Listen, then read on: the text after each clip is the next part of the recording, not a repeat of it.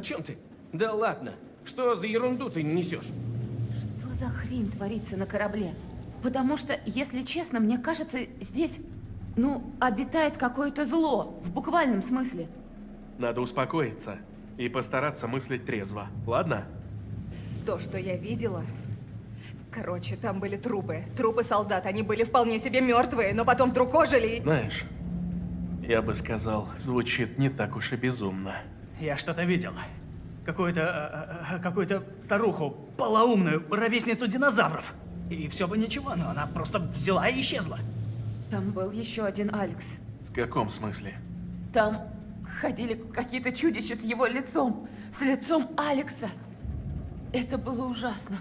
Джулия, я бы тебя не обидел. Ты ведь знаешь. Я знаю, просто... Так, погодите, окей? Этот корабль не просто жуткий, а какой-то совсем уж жуткий. Сечете мысль? Тут явно что-то происходит. Что мы знаем наверняка? В чем уверены? Я долбанулась, или это корабль-призрак? Типа корабли-призраки существуют, и мы как раз на таком, и нам теперь всем хана. Вот и я хотел сказать. Мы не первые, кто видит здесь чертовщину. Караульные до смерти испугались чего-то странного в грузовом трюме.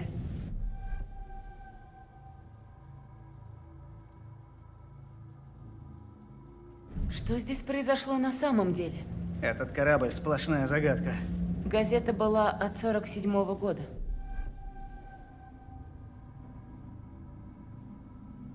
Здесь сплошная чертовщина. Плесень, грязь, вонь, всякая жуть. Стрёмное место. Вот реально, все время волосы дыбом. Что случилось с экипажем? Куда все делись? Такое чувство, что мы в большом плавучем гробу. А трупы откуда? Идут в комплекте? Они выглядят так, будто умерли от страха. Мы знаем больше, чем раньше. Это уже кое-что. Мы тратим время. Надо действовать прямо сейчас. Пора отсюда сматываться. Без крышки трамблера мы далеко не уйдем. Дюк не заведется. Погодите. Тут же наверняка есть радиовышка. Можно ее задействовать. Здорово, но ты уверен, что она еще работает? Нужно как-то туда подняться.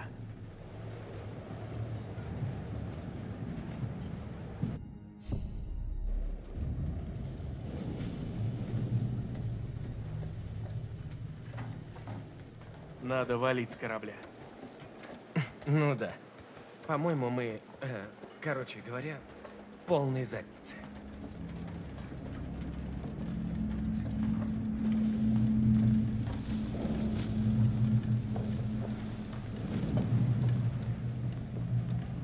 Наверное, это бред, но может из этих орудий сбили тот самолет?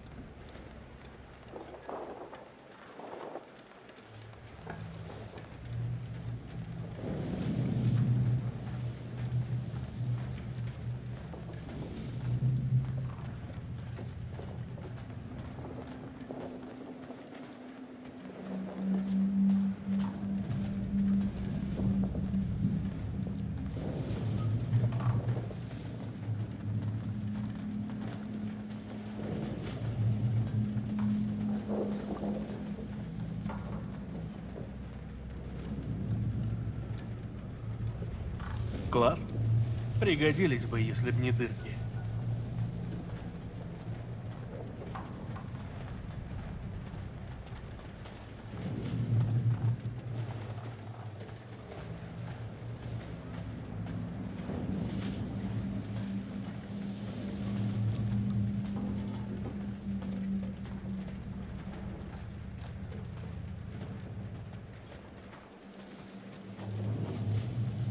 Нашли выход? Увы, нет, но я буду искать.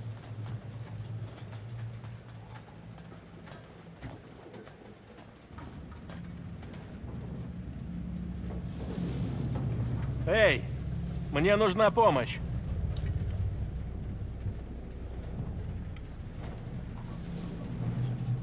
Тут мы сможем подняться. Подсади-ка.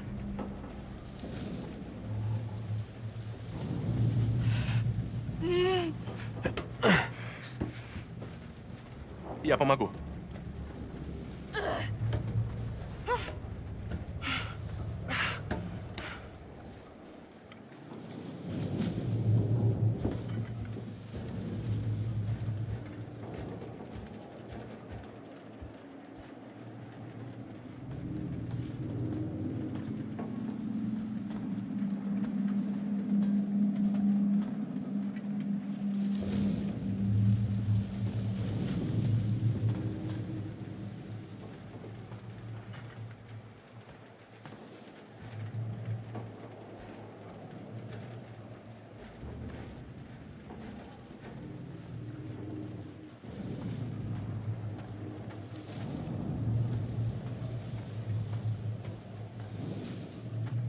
Здесь.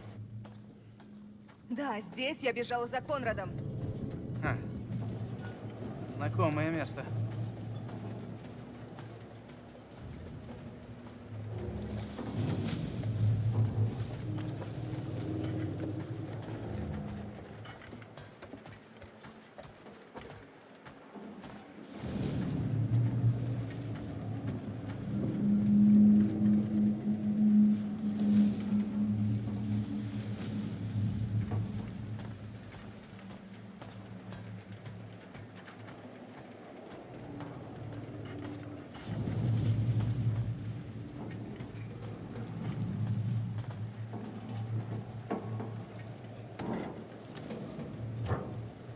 Сюда.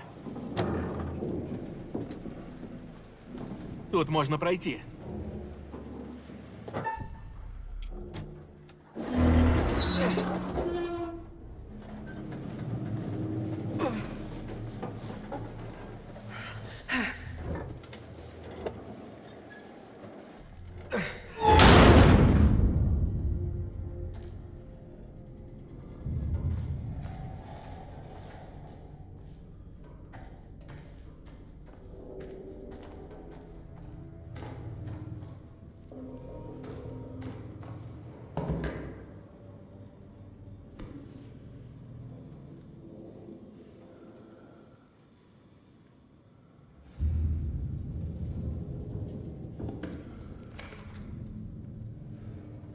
В последней записи сказано про шторм.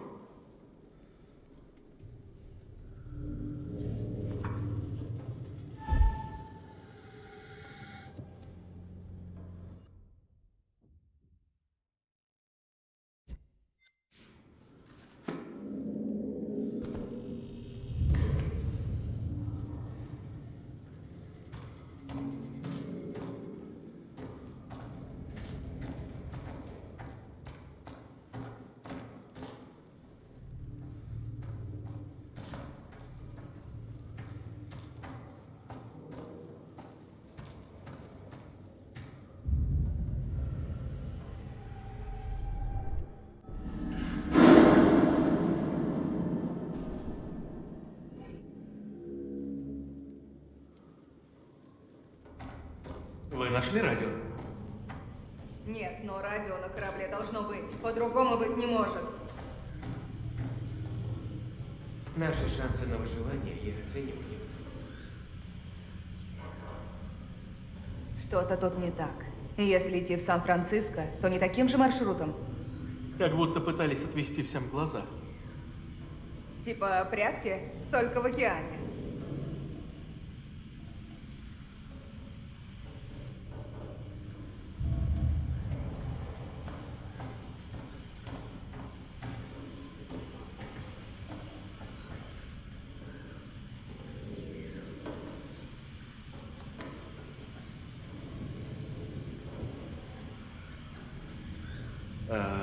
Корабль снесло с курса, была сильная облачность.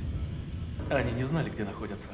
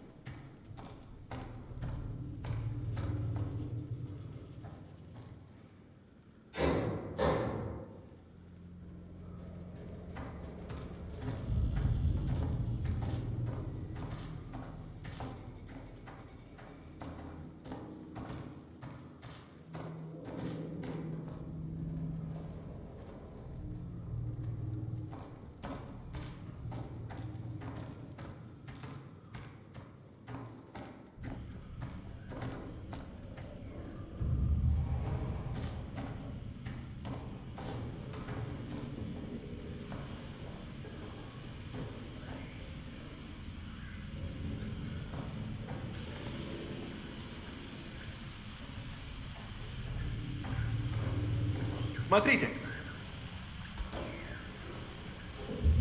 Не может быть. Оно до сих пор работает. Старые радиостанции мало отличаются от современных, если подключить к сети. Сейчас попробую.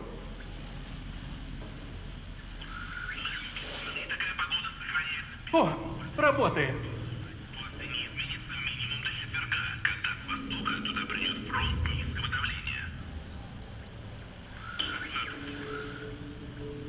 Номерная радиостанция. Военная частота. Попросим помощи. Эй! Эй! Меня кто-нибудь слышит? Алло!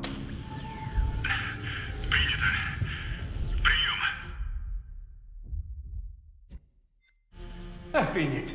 Есть контакт!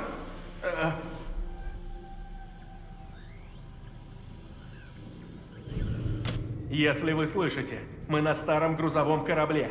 Наши примерные координаты 12:30 южной широты, 151:20 западной долготы. Пожалуйста, мы вас ждем. Нужна помощь. Повторите. Повторите. Прием.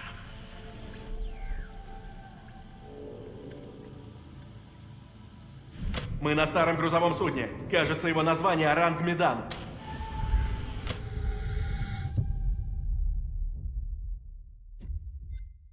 Алло! Алло! Вы меня слышите? Ну же, прием!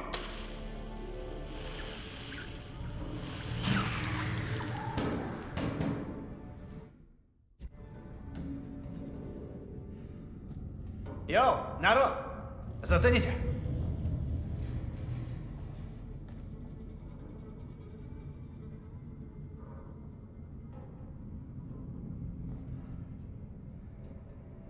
Куда-то же этот путь ведет. Надо попытаться включить электричество.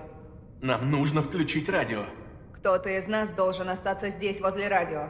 Скажу честно, от меня там будет маловато толку. Пойду я, разумеется. Я все сделаю. Идти должен я.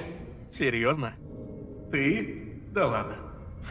Что, испугался собственной тени? Испугался, что мой тупой брат убьется. Давай, покажи мне братскую любовь.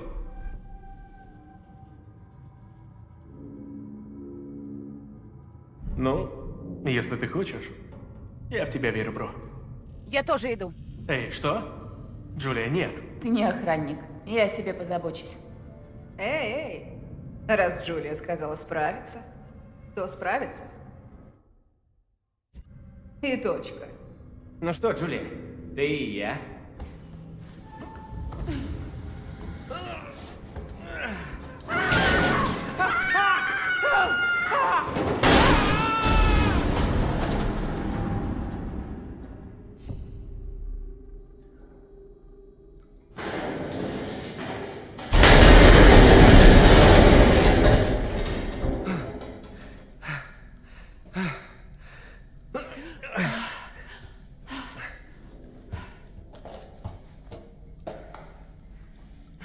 Кости целы? Все на месте? Все целые?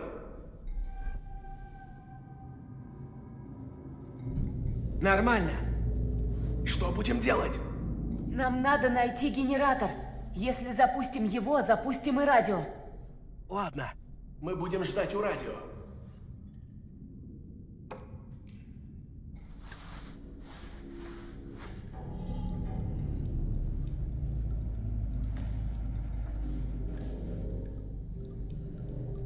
Эй!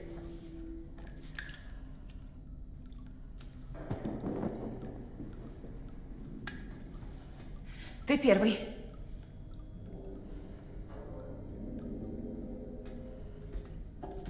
Это, видимо, нижний уровень корабля.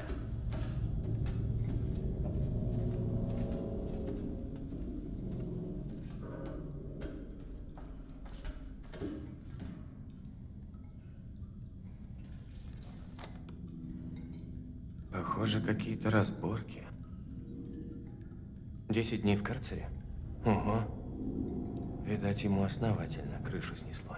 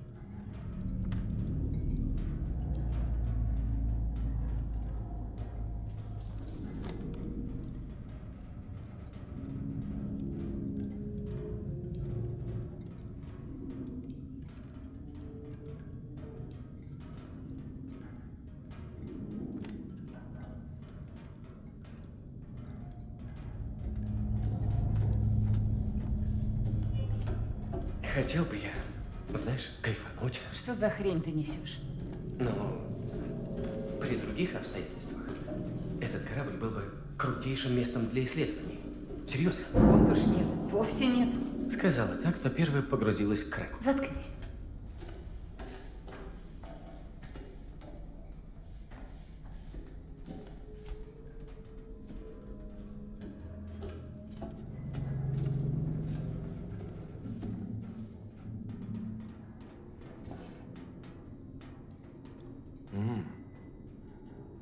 Наверное, сын кого-то из экипажа.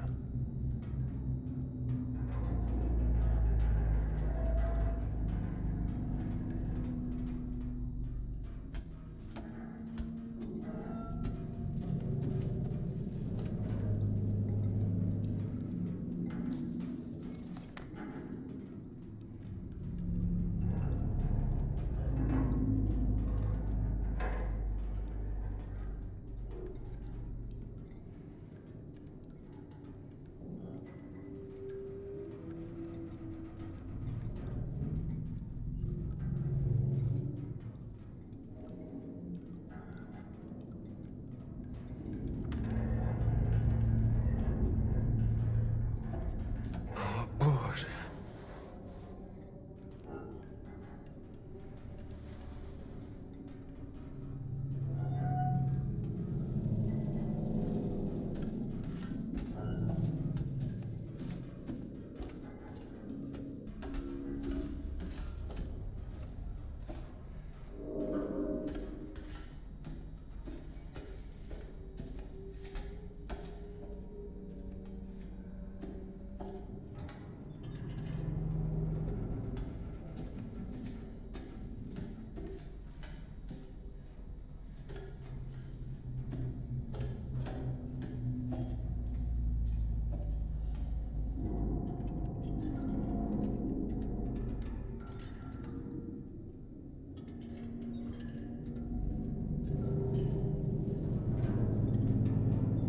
Эй, иди посмотри.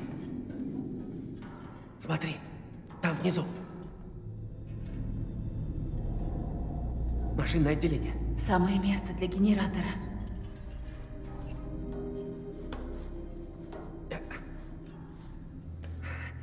Лестница обрывается.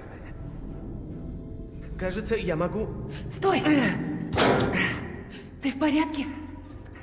Да! Я в норме. Спускайся.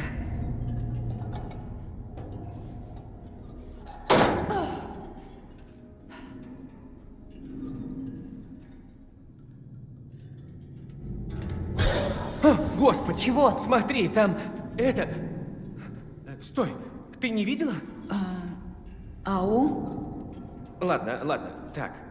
Значит, у меня есть глюки, а у тебя нет. Да, думаю, мы все сходим с ума. Я думаю, виноват туман. Из-за тумана могут быть глюки? Этот туман пудрит нам мозги. Думаю, именно так все и было. Потому и на корабле никого. А с упавшим самолетом это никак не связано? Но, может, и был контакт. Может, они наладили связь. В общем, как вариант. О, боже. Ладно, идем дальше.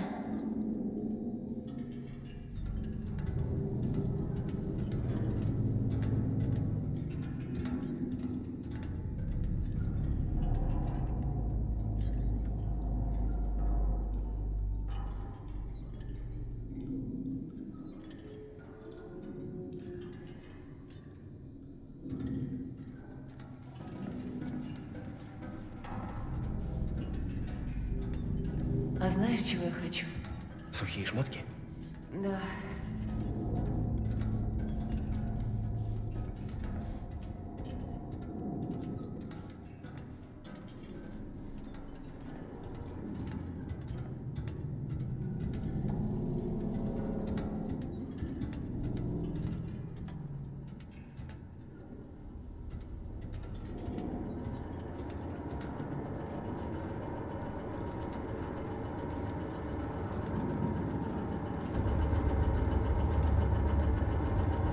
Эй, я нашел!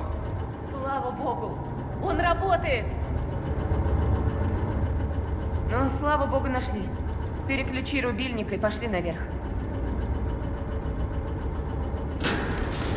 Все, пойдем наверх. Где-то же можно подняться.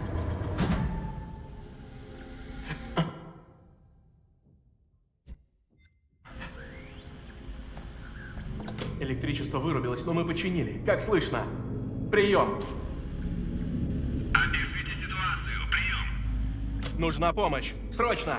Какие-то существа на корабле пытаются нас убить. Прием. К вам уже направляется группа спасателей. Прием.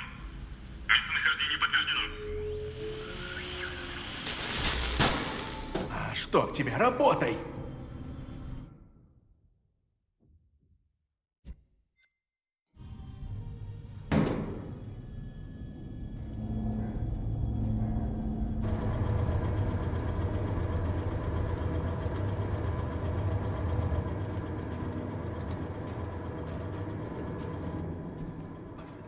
Посмотри. Это ребризер. Походу, они с нашей яхты притащили. Он еще работает? Там есть немного смеси. На пару минут. Стоит его брать, он тяжелый. Он будет нам мешать. Ты с ума сошла? Пол корабля затоплен, он может спасти нам жизнь.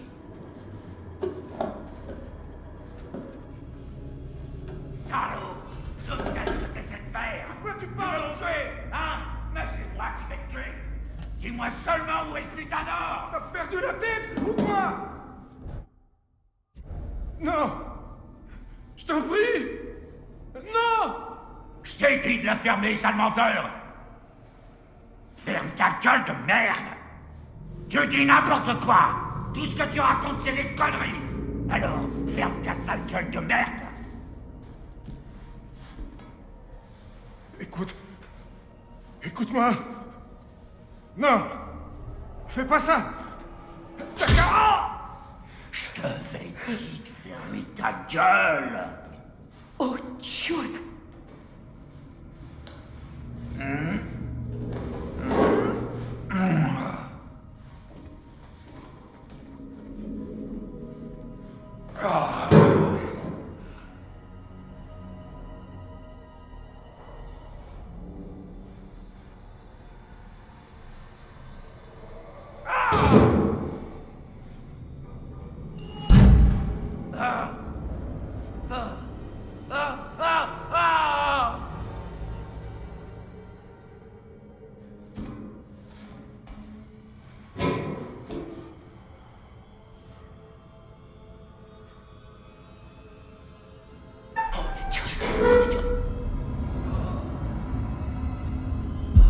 Maintenant, c'est moi qui viens te chercher. Les esprits des morts viennent me chercher. Ah! Ah!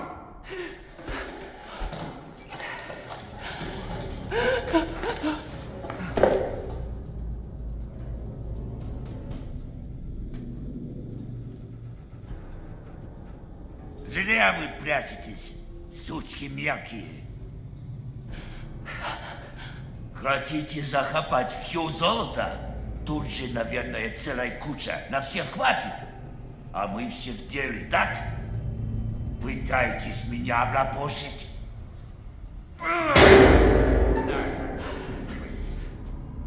Чтобы не делиться?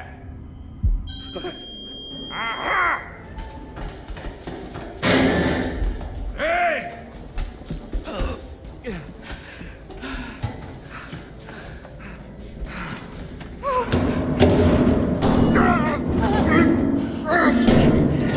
Закрывай! Боже, не стой! Мы в безопасности? Пожалуйста, скажи, что да. Да, конечно.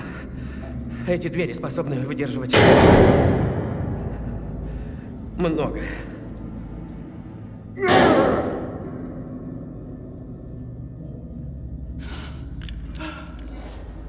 Все.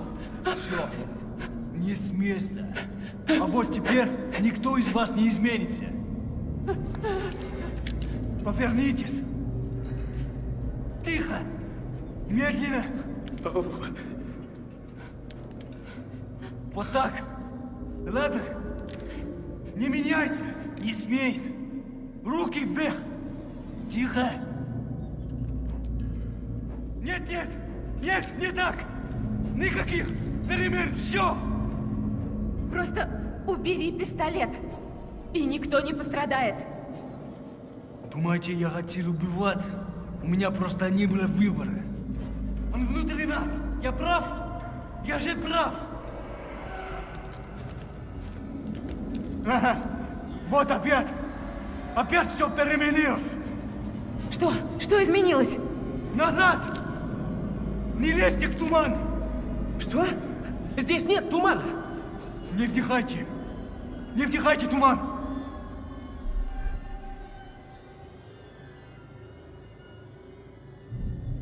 А почему нельзя вдыхать? Как он действует? Он зло. Он оживляет то, что не должно быть живым. Уже внутри. Уже внутри нас все. Пожалуйста, успокойся. Стоп! Стоп! Туман в ком-то из нас? Убери пистолет, слышишь? Что за разговор? Чего ты меня приказываешь? Да, вы вдохнули туман. Только что. Я чувствую.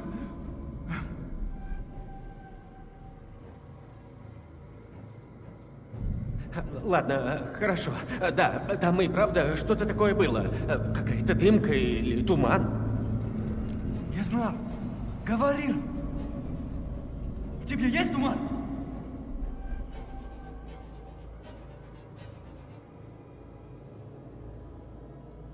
Нет, мы не вдыхали, мы задержали дыхание, ясно? Да ладно! Вы типа крутый дайвер, но думаете, я куплюсь? Мы здесь уже много часов. Вы типа все это время не дышали? И сейчас не дышите? Боже, он во мне!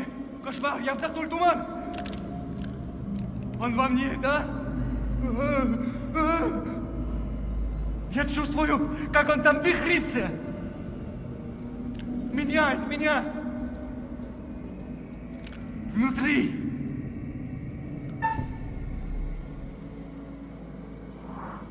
Нет, нет, я его не вижу. С тобой все в порядке, никакого тумана нет. Нет! Хватит врать! Вы все видите его во мне!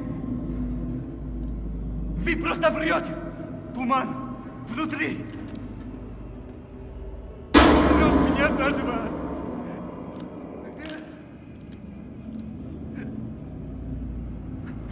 Эй, чувак, давай просто... Твою мать!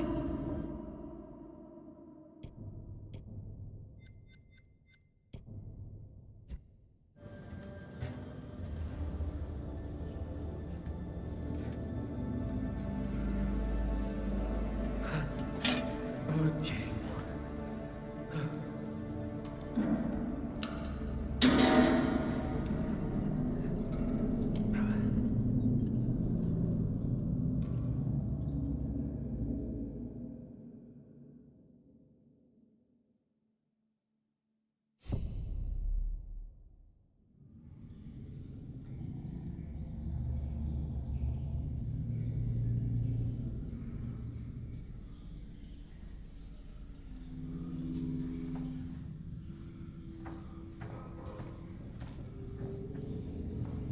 Жди возле радио.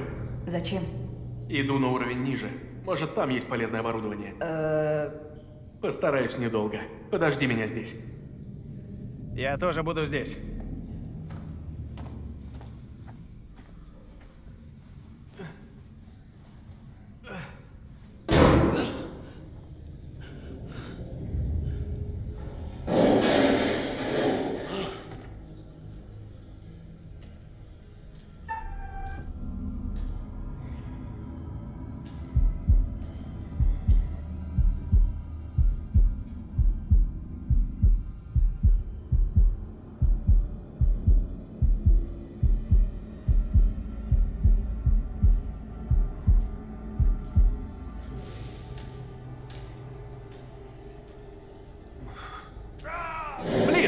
Иди сюда! Останься у радио, только не сбегай. Скажешь тоже. Крышка трамблера у их босса. Я его видел. Надо идти за ним.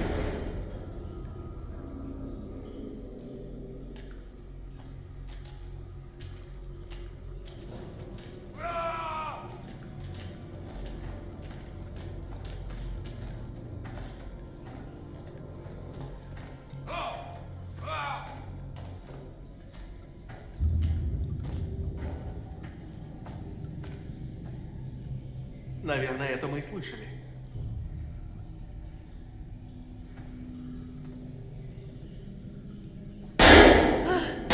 Господи, что это? Какая разница? Нам нужна крышка трамблера. Вот! Он точно пошел туда.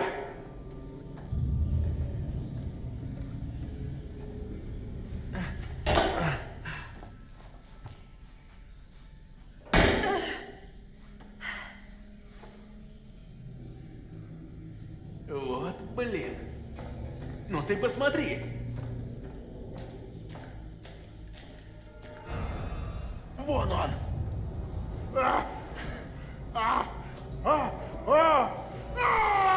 Думаешь, сможем перебраться? Ну да.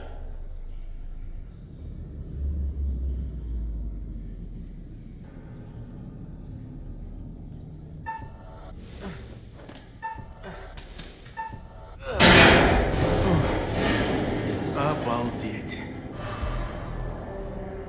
Тут что-то есть.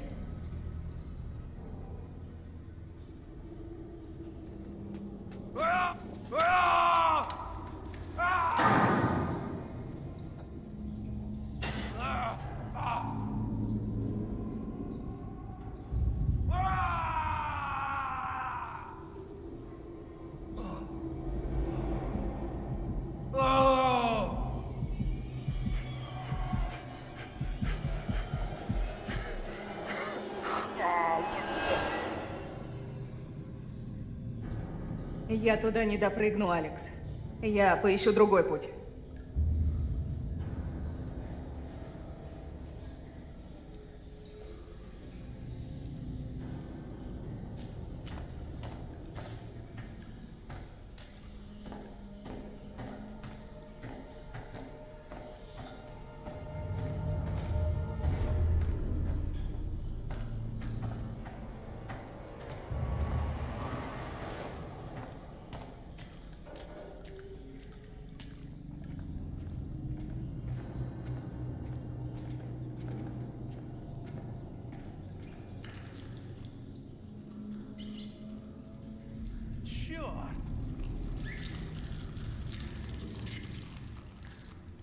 Черт!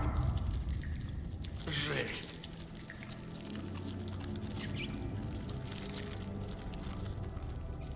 Ты смотри. Вот бывает же везение.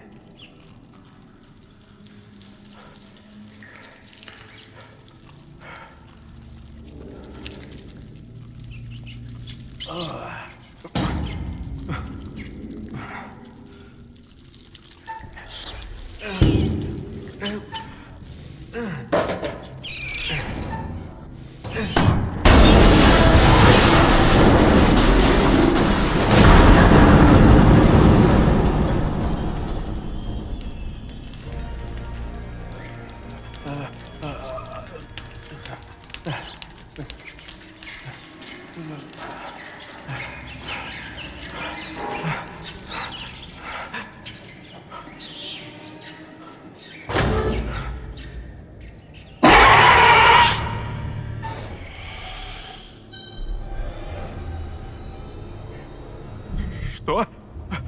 Ты кто?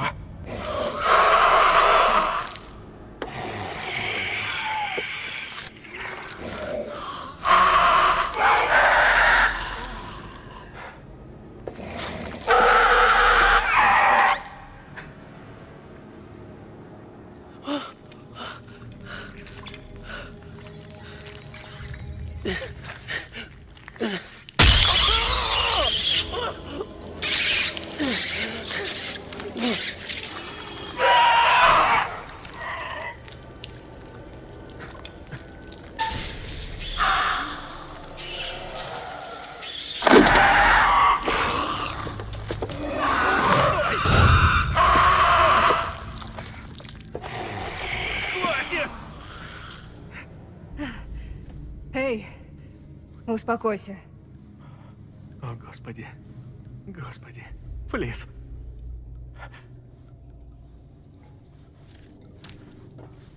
Есть.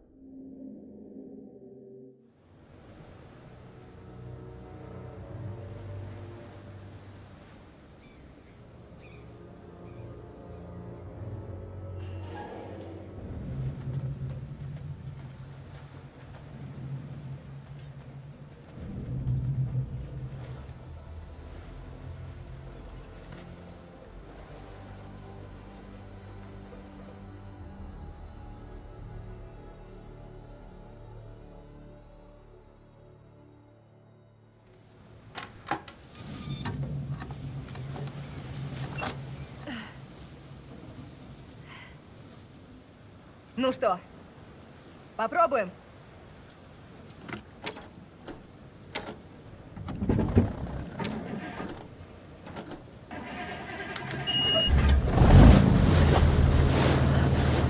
О, да.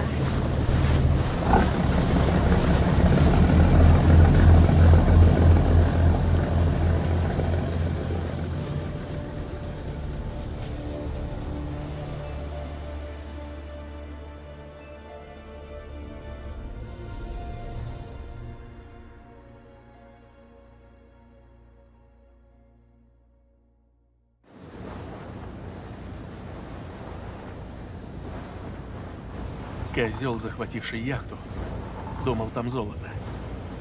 Он хотел золота. Вот и все. Маньчжурское золото. Оно оказалось совсем не таким, как мы представляли. Я кручу это в голове все время. И не могу понять никак. Просто... И помню, что видел. Просто...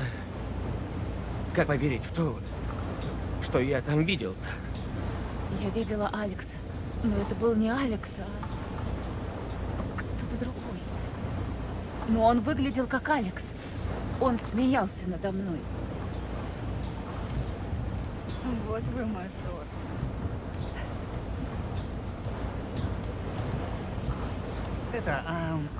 Кто-нибудь хочет пивка опрокинуть? Давай. Ага.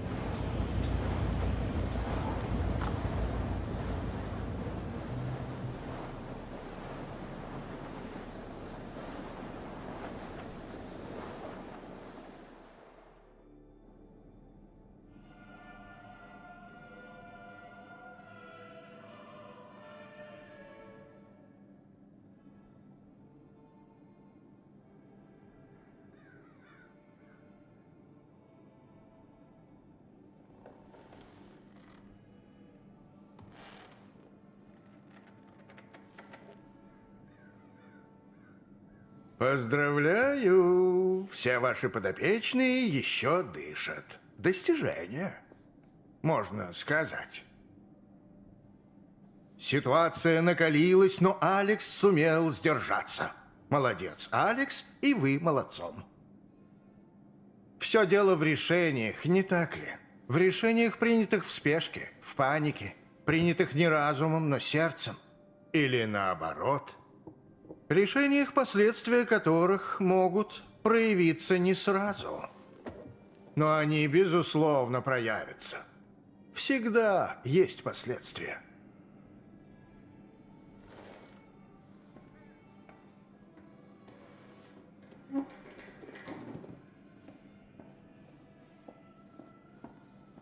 Что ж, до встречи. Может, в Литл Хоуп, а может быть, где-то еще. Но знайте, мы встретимся. Это неизбежно.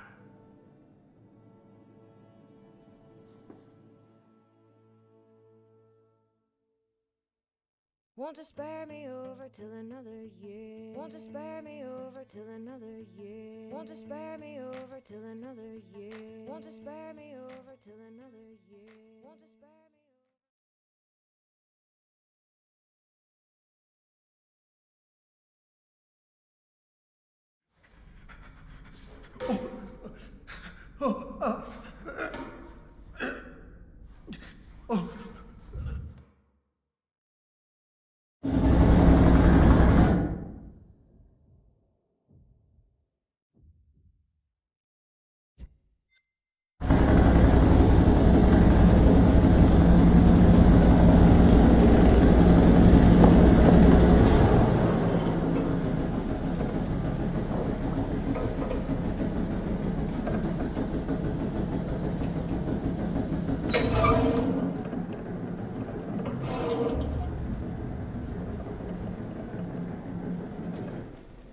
Ни с того ни с сего эта посудина прислала сос. Прямо настоящий корабль-призрак.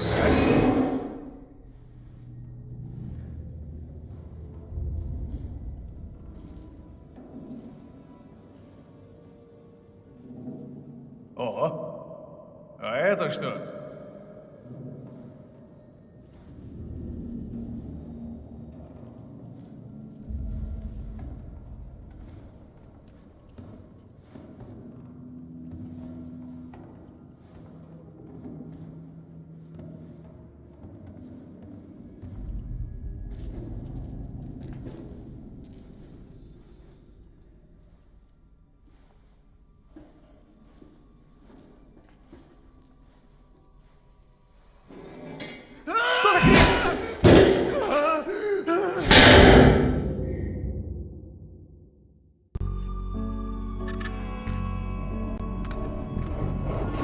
I just saw someone in the woods. Whoever it was, they're gone. Okay, very good. Who's there? I fashioned her with my own hand.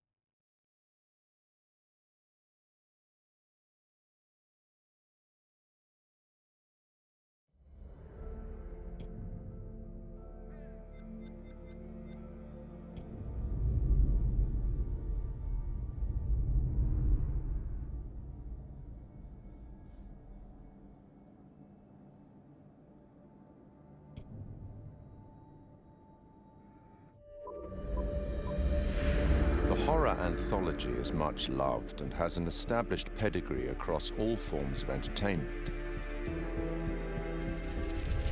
From Twice Told Tales by Nathaniel Hawthorne in 1837 to Clive Barker's Books of Blood in the mid-80s, and with the likes of Blackwood, Poe and Lovecraft in between, short story horror writing has long been a popular format. Largely regarded as the first published horror anthology, Twice Told Tales is a collection of mostly previously published stories from The Token, an annual illustrated gift book published in Boston. The author of Twice Told Tales, Nathaniel Hawthorne, was born on July the 4th, 1804, in Salem, Massachusetts. His great-great-grandfather was John Haythorne, a Puritan, and one of the judges who presided at the Salem witch trials of 1692. In 1842, Edgar Allan Poe reviewed Twice Told Tales for Graham's magazine, concluding that Hawthorne was a man of indisputable genius. By this time, Poe, also from the state of Massachusetts, had already written his own collection of short stories for publication. This collection, titled Tales of the Grotesque and Arabesque, was published in 2 volumes in 1839.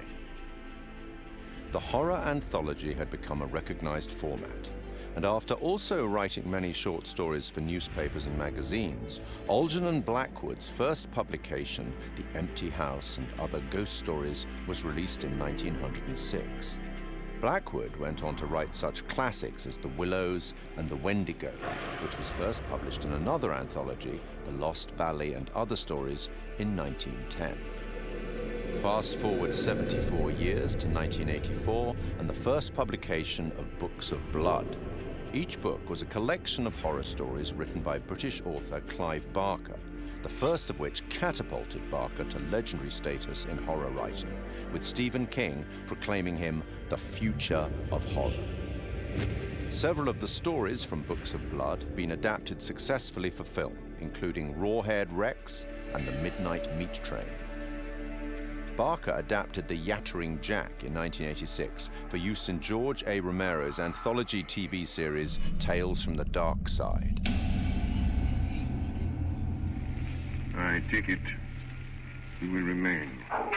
Short-form storytelling arrived on a new medium in 1938 when the radio show The Mercury Theatre on Air broadcast an adaptation of Dracula. I have never seen Count Dracula by day. At sunrise, the first cockcrow is gone. The series was the creation of Orson Welles and John Houseman and became most famous for its broadcast of War of the Worlds, which terrified listeners, believing that the alien invasion was a reality.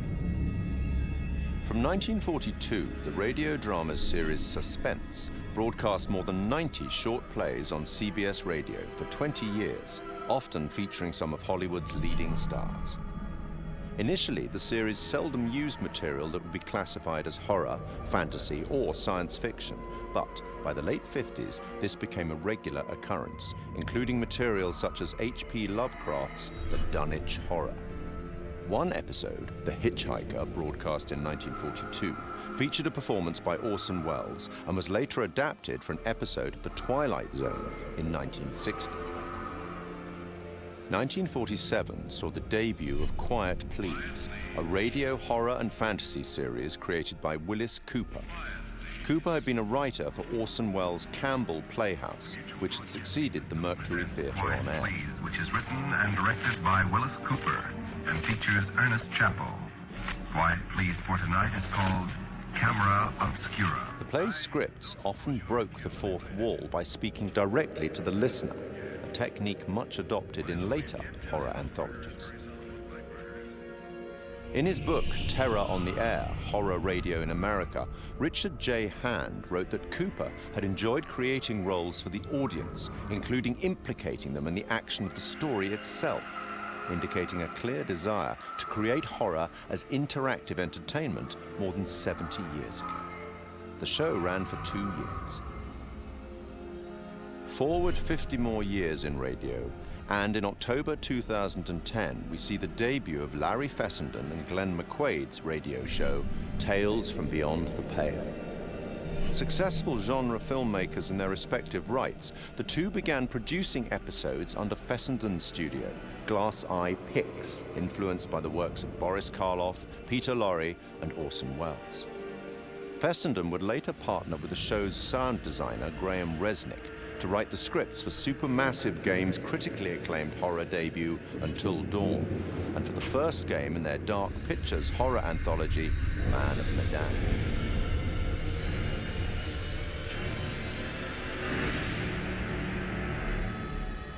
In film and TV, short-format horror has been successfully represented many times since The Twilight Zone in 1959.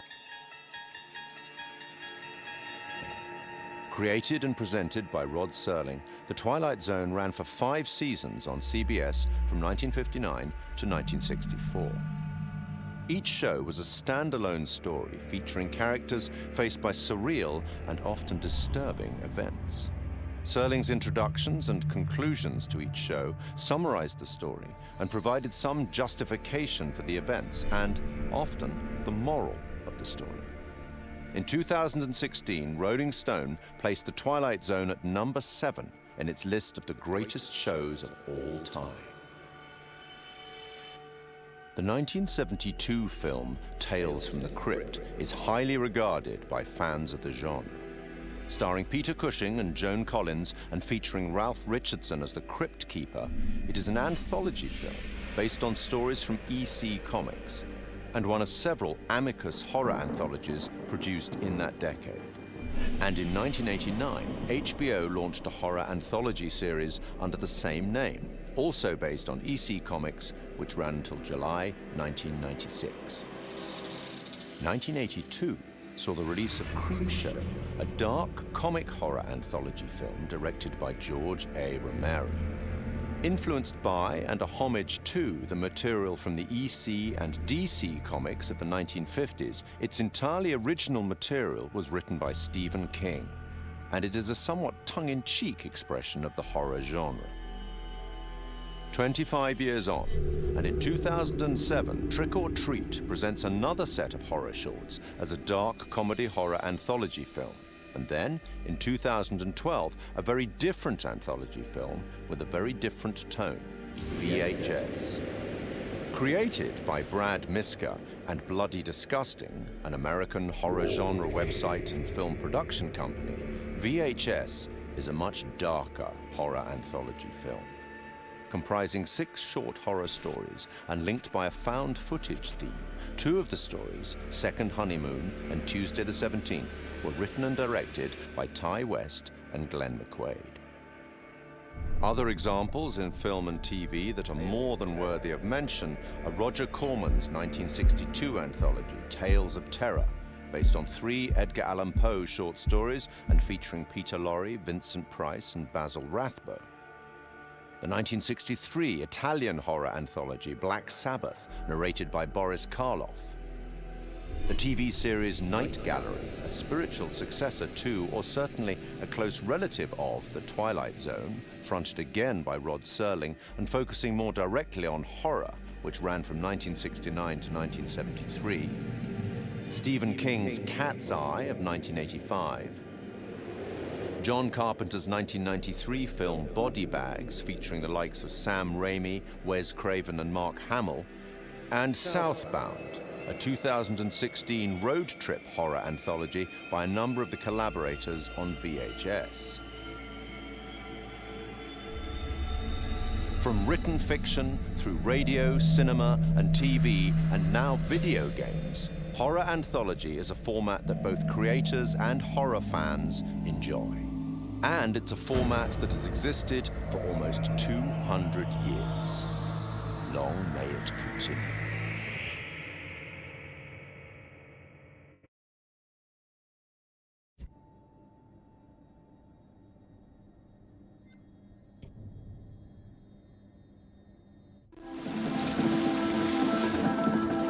Hey. What's up, man? Conrad. Good to finally meet you, Conrad. This is Brad, by the way. My little bro. Hey, man. Want to crack a cold one with me? In The Man of Medan, I play a character named Conrad. And I think initially when we find Conrad, he is a sort of entitled guy, a wealthy American who's on vacation. Where's the old crust bucket skipper anyhow?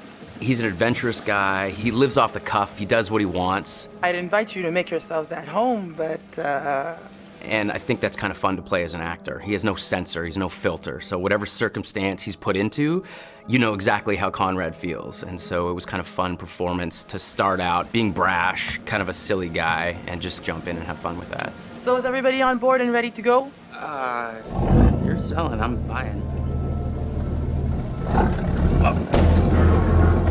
I think Conrad and I have some similarities. I think the sense of humor and the sense of fun are similar between Conrad and I, but I will say that he's a little more aggressive and a little more outlandish than I am. Guys, look, I think we gotta listen to our experienced, beautiful, smart, and beautiful captain here. If she says we should do things Connie, right— please, I didn't bring you on this trip to get laid. Wait, what? I think Conrad's the kind of guy that I would like to be at a party with. You know, I'd like to have a barbecue and drink some beers with him. I don't know that Conrad and I would be best friends. I think we'd butt heads a little bit. Right on, Bradical. I like the cut of your ship. It's jib. Don't ruin it. I think the scenes that I've had the most fun with so far are basically when Conrad is going absolutely crazy. I don't want to give too much away, but there's a scene where these sort of fishermen interact with our divers, with our core crew here, and he's just a bit of an asshole. Hey, we got damage here, you see this? We can take care of this, man. It's not a problem. I mean, what do you think, like $10 cover it? Oh, whoops, my bad. Let's make it 20. Okay, hold on. I got this. Well, shoot, you think it's more like 30? I can do 30. All right. You drive a hard bargain, but I'm with you. Here, you know what? Let's just throw in the whole pot. That's yours. You go ahead. Let's go. No! He's just got an attitude. He's brash. These people are messing with his group, and he just kind of lets loose and talks trash to them. And as a guy who would never do that in real life, it's a lot of fun to just kind of let Conrad flow, say whatever he wants. You are an idiot. They left, didn't they? That doesn't make you any less of an idiot. You know, the only thing funnier than seeing you try to buy your way out of that situation is watching you put your money to waste. Got a smile out of you. Worth every penny. I cut. One of the most interesting and one of the key moments that sticks out for me is Conrad's decision in the first act of the game, either to stay with the group or potentially just take off. Storm's 8 miles away. They came here on a boat. Maybe we can take it. Yeah. Yeah, it's a speedboat. I can get out through the window. We gotta break these off first. Too loud. They'll hear it. We're gonna break them during the thunder. Good call.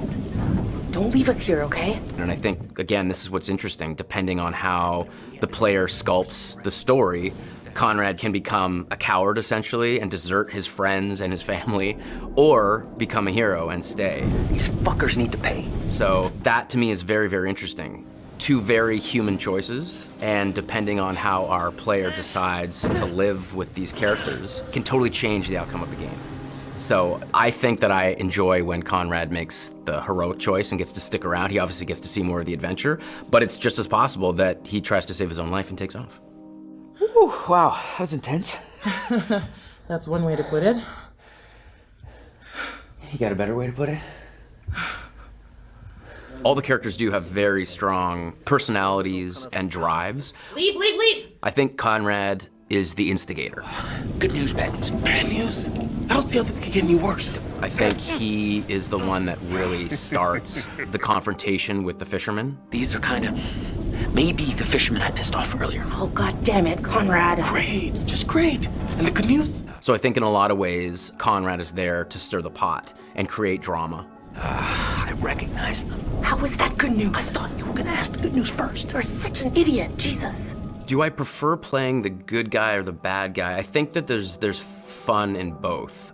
To be honest, I don't get to play the bad guy as much as I get to play the good guy, so I think I relish those moments where I get to play the darker side of things. But I think every good hero has that balance, has that dark side. I think a good guy who only is doing good things is kind of boring. You just had to piss them off, didn't you?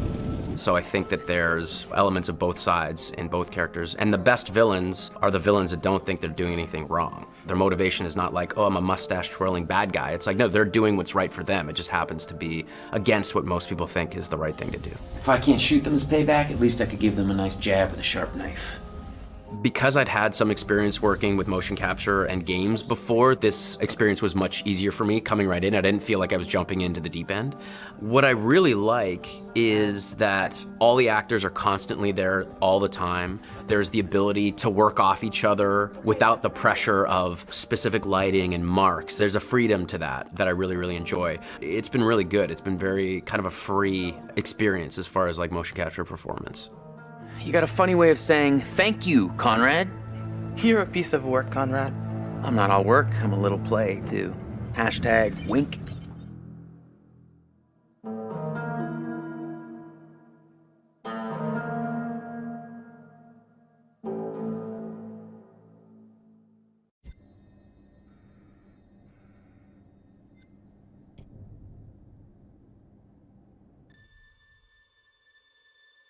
Hello. I am the curator of stories. Stories of love and hate, greed and beauty, life and death. Stories such as this one. The curator of the Dark Pictures anthology bridges between the player and the story, being very aware of what they've done, but also much more aware than the player about what's actually going on in the story and what the context is and what the scenario is. What do you think happened to this guy? Now, for the first time, for some reason that he himself doesn't even understand, he's been given the opportunity to talk to somebody, and that somebody is the player. As far as he knows, it's always been him that's done this job, and nobody else. And within his library is the story of everybody's life and death. There's even rooms in there that he can't remember ever going in, but he's way too busy to go and explore because there's always another end of life to record and document. Clothes are so important because they provide an insight into the character. They explain where the character's been, they describe where he's going, they suggest motive. We want the audience to perceive him as having everything completely in control. So all of the ideas of his clothes being tailored to his body, it's really important to us. We worked with a costume designer. He did a lot of research into the authenticity of the materials and textures. He provided us with lots of authentic high-resolution reference. He even gave us material swatches. It was really useful for us because looking at the folds, looking at the visual language of cloth, how do they sit on the character? Is it working from a distance? What's the weight of the material? It gave us a really good platform in order to produce high-quality, realistic materials. Giving it that depth. I'm here to record the story you choose to tell. I think that whenever you're dealing with a realistic human acting performance and facial expressions, that part of it is so key to transferring the emotion that you want to over to the player. Just the definition and detail that you need now is quite challenging. But there are repercussions.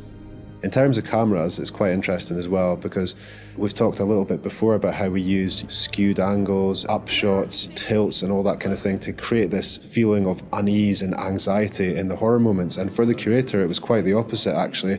He's very much in control and he knows everything about the game you're playing and he's very much at home in his own environment. So we took the approach to have a lot more flattering shots, a lot more level shots. You look at him at a natural height. You're never like below or above him and it creates this veneer of control. It's almost like it's very straightforward and he's just delivering you these statements. You see, we each make decisions according to our own moral compass. And of course he's British. As soon as we'd established that and who he was and what his personality was, our minds went pretty much straight to Pip Torrens to deliver the performance. And Pip's done a brilliant job bringing everything that we wanted in the curator to life on the screen. And pretty much everything that we shot was nailed on first take by Pip. But the truth of this story isn't fixed. Far from it. A story can change a great deal when told from a different perspective. One thing that was really important for us with the art direction was to somehow differentiate him from the rest of the game that you're experiencing. And with that we could make a really interesting contrast because as the player you might be experiencing all this horror, all this craziness, and all of a sudden you're taken out to quite a different and quite an unusual place. So that was a really fun thing to play with. We tried to play up on that contrast and really signal to the player that there was a change happening. The curator addresses the player directly. He's quite ambiguous, he's quite mysterious. You're really not sure if he's there to help you or hinder you sometimes. And I wanted that to kind of be reflected in the art. The corridor that he is in at the start of the game and where you see him a lot of times, we wanted to get this feel of an almost infinite corridor that's got this maze-like feel. It's not a set out space that you automatically understand as a viewer when you see it. You're not sure how long it goes on, how many paths there are, how much of a maze this corridor is. So to light that, we wanted to get this feel where there's not markers that tell you this is where you are right now in the corridor, you've been here before, just to increase that feeling of not being fully aware of your surroundings and add to the mystery of the scene. And then he goes into his repository, which is a huge vault of books and secrets, with his main desk right in the middle. He's got large windows for light, a skylight above that would also let a lot of light in, a mezzanine floor, a marble fireplace, classical, opulent, sophisticated. The central feature of the repository is the curator's desk. So we researched how that might look and wanted to make it look a big, substantial piece of furniture. We added a lot of scroll work and detail to the front and rear. All of the things that you'd expect, the brass fittings for the drawers. There's quite a lot of detail went into that, and we thought we might be seeing that quite close as well again. So in the end, it fits nicely within its environment. It references some of the Victorian era detail that you might see on a piece like that. The creator has the ability to access stories through the pictures on the wall. They're almost portal through to another world. And that all had to fit within our architectural environment. So we looked at very ornate framings, large pictures that would hang on the walls, that would feel correct and not out of place, and something of this nature. We thought about where we could include light sources that would be interesting and would put light in the right areas of the room. The skylight's a really good example. We decided that having this top-down ambience would really bed the scene in nicely and create this nice veneer to it. And then adding another number of interesting light sources that we can use for accents, such as a fireplace, such as the candles, that just are there to give you that extra range of colour if you need it. They're there to draw the eye of the player to what we want to show them. It's not my place to interfere, but I might be persuaded to offer the occasional hint. Here's one for free. It's a strange place. Who's this guy? Why is he talking to me? Where am I now? I was just on a ship having some horror happening, and now I'm here. And this guy has the appearance of being there to help you. but he seems like such a strange guy, and the environment he's in is so different. There's a certain ambiguity to it, and we wanted the player to question whether or not he's on their side or whether or not he's kind of playing his own game with them. The curator's no ordinary person, and his repository is no ordinary place. And you'll get the chance to see him again in the rest of the Dark Pictures anthology. We will meet again. It's inevitable.